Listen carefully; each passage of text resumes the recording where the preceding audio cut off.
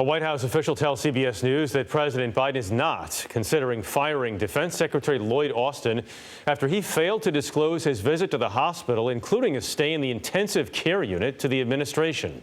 CBS News national security correspondent David Martin has more from the Pentagon. President Biden said today he has full confidence in Lloyd Austin, but his aides did not hide their displeasure that the commander-in-chief was not told his Secretary of Defense was in intensive care on New Year's Day. I think there's an expectation that when a cabinet official becomes hospitalized, that will be notified up the chain of command. The Pentagon acknowledged today that Chairman of the Joint Chiefs, Austin's chief of staff, and his spokesman all knew on January 2nd the secretary had been hospitalized, but waited for 2 more days before telling the White House. Austin had been at home recovering from an elective medical procedure when he started experiencing severe pain and was rushed to Walter Reed and admitted to the ICU. You have, for all intents and purposes, a break in the chain of command. Former Secretary of Defense Mark Esper. If the Secretary of Defense is being taken to the hospital in an ambulance, it seems to me that you would give somebody at the White House a heads up.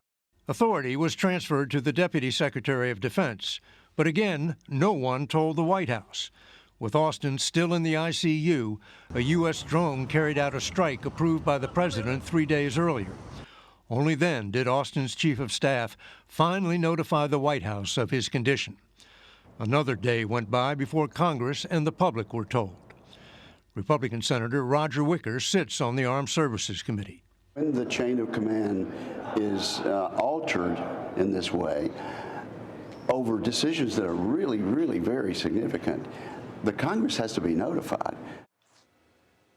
And David joins us now from the Pentagon. David, the U.S. is in a slightly more vulnerable position right now as several major conflicts keep going abroad. What larger implications do we think this lack of transparency within the executive branch, a serious lack of transparency, have on national security?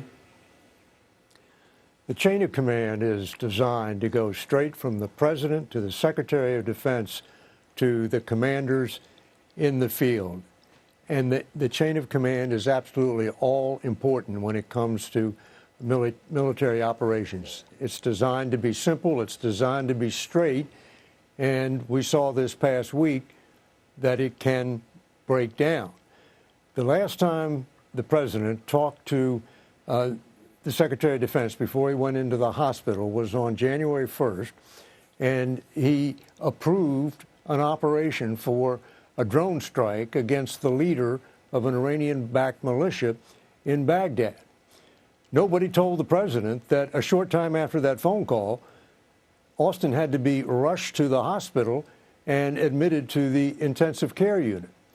So the drone strike went ahead as planned, and it went as planned. So there was no civilian casualties. There were no riots and demonstrations against the U.S. Embassy in Baghdad. But if things had gone wrong, the president would have wanted to talk to his Secretary of Defense right away, and he would have found out that his Secretary of Defense is in the ICU. Mm-hmm. And that authority had been transferred to the Deputy Secretary of Defense, who was on vacation in Puerto Rico. Nothing bad came of it, but the system broke down. And we don't even know, or they haven't said at least, why Austin went to the hospital in the first place just before Christmas. So a lot more to come on this story. David Martin, thank you very much. Yep.